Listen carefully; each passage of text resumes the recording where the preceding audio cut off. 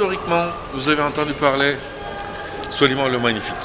Je pense, je dis je pense, parce que dans l'histoire ottomane, quand même, ce bonhomme, il a d'abord régné le plus, à peu près 48 ans, au pouvoir.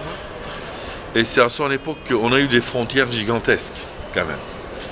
Donc c'est un peu l'âge d'or de l'Empire ottoman, en même temps. Et à l'époque, Soliman le Magnifique, c'est son surnom, si vous voulez, on a eu aussi le plus grand architecte de toute l'histoire ottomane, qui s'appelle Sinan.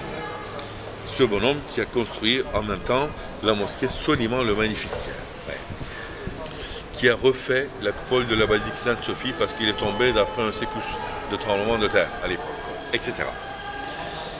Donc, Sinan était le chef architecte du palais et il y avait Rustam Pacha, à la fin, qui s'est marié avec la fille aînée de Soliman le Magnifique, ce bonhomme.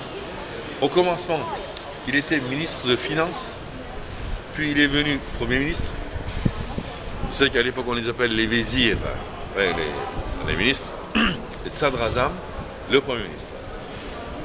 Mais ce type-là, d'une façon ou l'autre, il mettait un peu dans ses poches. Et seulement il le savait.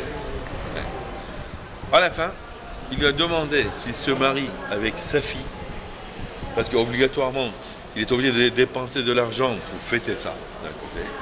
Et il lui a demandé aussi, pour se sauver de tous ses péchés de sa vie, il faut qu'il fasse construire une mosquée.